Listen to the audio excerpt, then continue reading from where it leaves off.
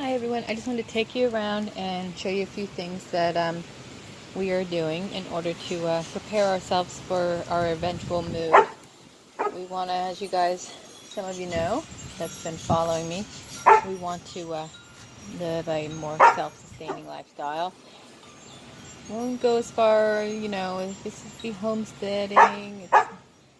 It's just a mix of everything. We're just going to do what's good for us. So we're not like following any set of rules or following any tradition, but however it works out, that it works best for us. So these are the things that we're practicing with. We could not do chickens in our neighborhood, so we went with the quail. And look at this one taking a little dirt bath. They love this.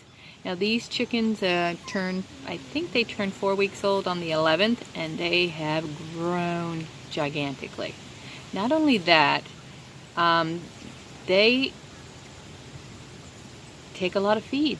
They have nonstop. I'll show you the bag in a second when I get back to that side. We're on our second bag of feed with them. I think it's called Crumble, something like that. I don't know. So they drink a lot of water, and they eat a lot. We make sure the light is off at night, so they're not up foraging like the rest of us, eating during all night long.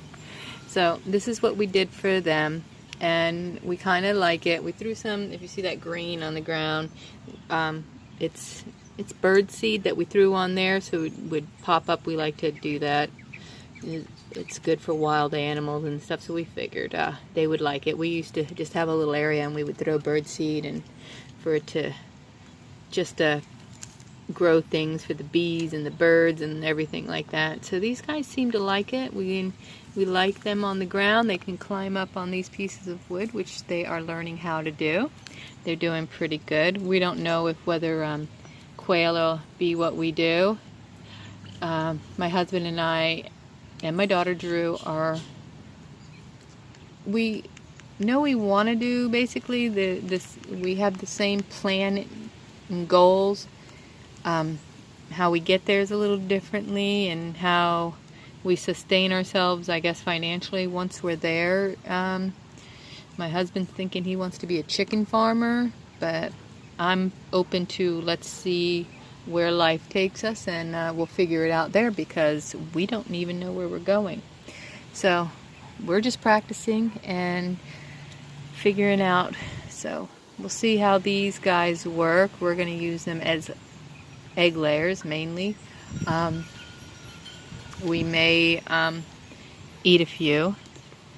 We have to check and make sure. It's supposed to be one male for every 4 females or something like that. So we got to figure it out and cull them from there. So that's that. And all this is a hoop house. Real simple, easy, made out of PVC pipe. We put the chicken wire, then we had to put the mesh over it because we have these meat-eating lizards, and we also have plant-eating lizards. So no matter what, these lizards are tearing up something in our yard. They're all over the place. So we do that, and when we clean it out, we're starting. This is a little pile. Not sure what we're going to do with it, but it's for compost. So it's a compost with all their. If they were chickens, they would go and enjoy themselves on that, but they're not chicken. So let's see. I'll take you over here. Now this is our greenhouse, well, we don't really need to put anything over. We've actually, last winter, we had to put something over it because it did get pretty cold. It hasn't been that cold yet, but we don't have anything planted. It's getting ready. We've already set up all the ropes and things, and I have it in another video. Maybe I will link that video here. The ground is our soil that's from local soil, actually muck that came out of the Everglades, mixed with peat and perlite. We made these mounds. This one here, it's really rich and keeps everything nice and moist in there. We didn't have to do too much. Now the last time we planted, which was pretty much everything was eaten by the lizards. See, these lizards are invasive. They weren't really here a problem before, but they've come up from Miami and they're migrating like everything else does. So we have them and they're bad. So we had to put another netting over the chicken wire because these iguanas, they like the plants. And then the other ones that go to they burrow. Actually, they can get under there. Underground ones. I was just chasing one around. I wonder if we could find one. If I move something here. Let's see if we can see something if I lift. Oh, frogs. I had one, he was running when I came.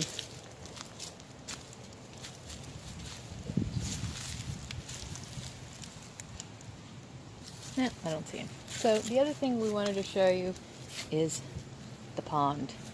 Now this was our pool. Now this, you see the ugly color in there? This is not the pool water from before. I don't know if you saw that video of mine where you turn your, oh look, let me just show you right there.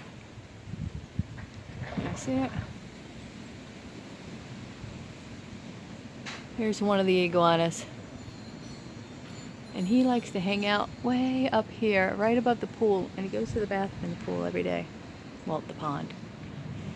Alright, that's the iguana. That's the plant eater. The meat eaters are on the ground somewhere. Anyway, so this brown water here is actually clearing up. You can't tell by this video here. We got it where it cycled through. This is not the, like I was saying before, sorry, I'm getting discombobulated. The pond water, the pool water before was our actual pool that turned green, and then I had chemicals in it and I changed it. Well, now this here is actually it's a different pool too altogether that we replaced that with, and we had it with just one small filter and the plants. It filtered through and it was so beautiful. You know, I doubted my husband. I thought it was going to stay green on the walls, but all that, the gook that was on the walls just cycled through. The water was clear. You could see the bottom. You could see the fish. And then we got the bright idea, okay, so we'll get ready for the fish. We will fill it. So we put well water in it and boom, we had another huge algae bloom. But now it's cycling through again. And if it was sunny out, you'd be able to see that you can start seeing the bottom again. It's going to be clear again. So, and we're trying not to do anything to it. We're not putting any chemicals in it. We're not messing with it. I had to stop myself from cleaning the leaves out of it because it's its own natural biofilter, which really, if we don't mess with it, does its thing. So we're going to let it do it, and we're going to see. Well, this is what we're hoping to, well, I don't know that we'll still be here in time to be able to do the catfish, like my husband wanted to stock a pond with catfish, so for a food source.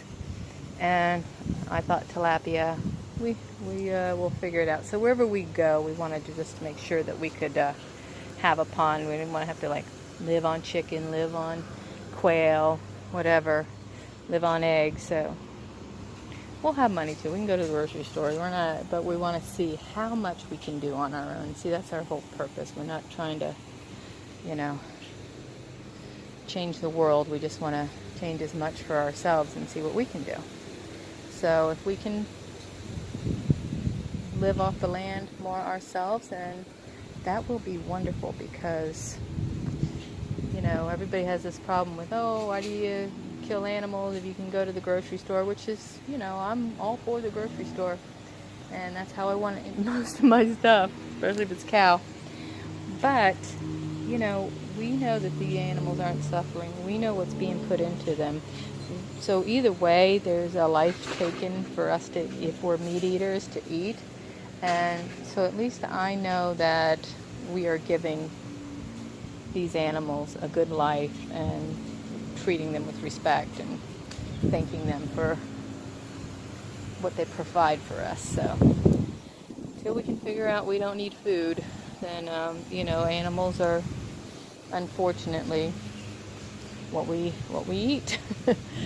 Anyways, So enough about that. Now, the whole point of us learning these skills before we get there, like I said, is so that we are not just blindsided going out there. I know we're going to have to adapt because, of course, we are in South Florida, so these things change. Now, and he posted a video today, is Gary from Escaping the Matrix for Good. You got to go check him out. He has a small holding in the UK, and he retired just like my husband wants to retire. He has a couple of wonderful kids and a wife, and he is trying to teach us and shows you some of skills that you'll need you didn't even know you needed when you're coming out here and doing this on your own. And he's very helpful. If you have any questions, I know he'd answer it.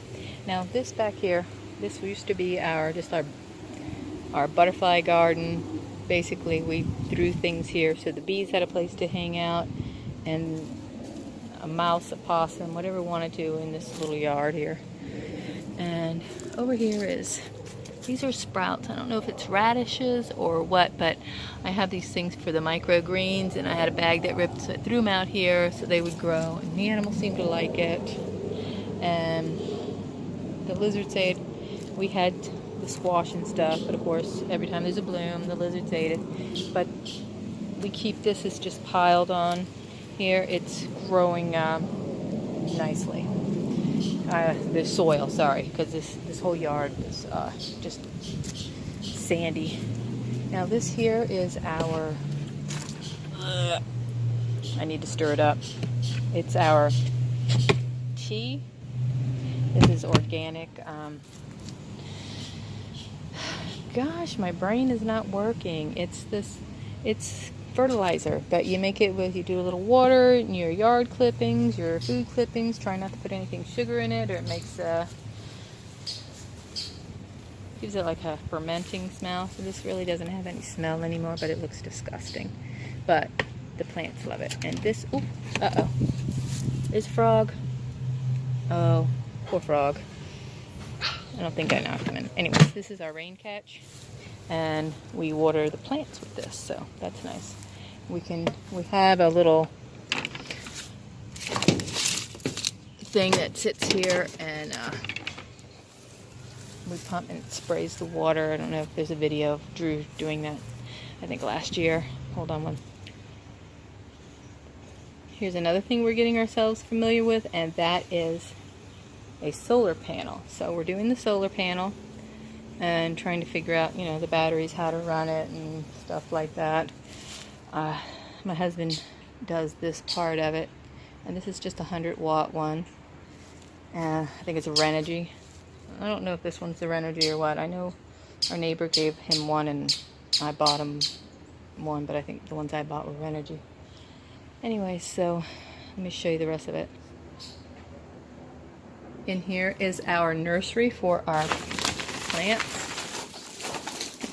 We did this out of one of those blankets. We were trying to get it because we were taking the plants out and having to turn them around with the sun.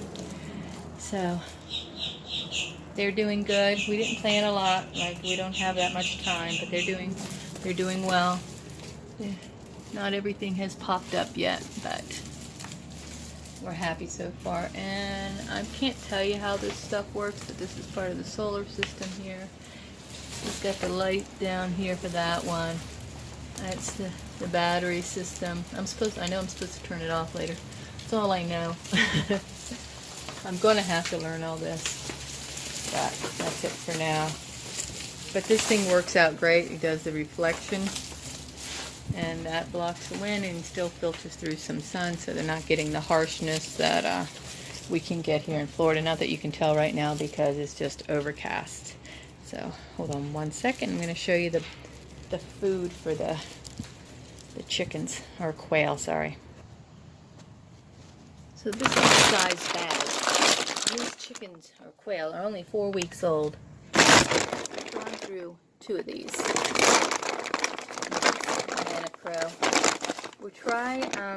We don't really have much choices in our area as far as what types of feed we give them. I know the first set, I don't know if it was the same thing, but it is. Hold on 1 second.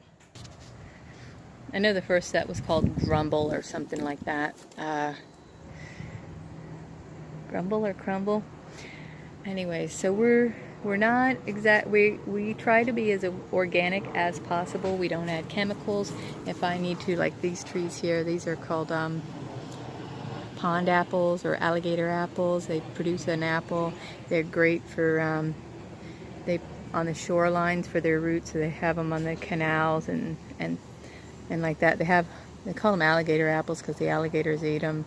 They have you can eat them, but from what I hear, they're not all that tasty, but they're supposed to be high in nutrients and anti-cancer and all that kind of good stuff, so that you would want. But all right, back to my thing. We try not to use anything that is chemical. We're not purist, we're not like that, but we do the best we can with what we have for now. As we learn and can do more, we will do more. But well, that's it. I guess that's it for now. I hope you like this video. I hope you enjoyed getting to know us a little better. I know there's some new ones since we're changing the direction of this channel. Since it was my eclectic closet, and it was basically, you know, I did show all this stuff, but I didn't show it to this extent. We changed the name to Bragdon Family Adventures because it's going to be our adventure. So I hope you tune in and follow us along as we prepare and learn. We're going to sell our house, buy an RV. We already bought the truck. My husband's going to be working on some videos to show the truck we got, and we tried to buy a heavy-duty one that'll do our needs, and hopefully it's the last one that we'll ever buy. And we're gonna buy the RV and travel until we find where we want to go.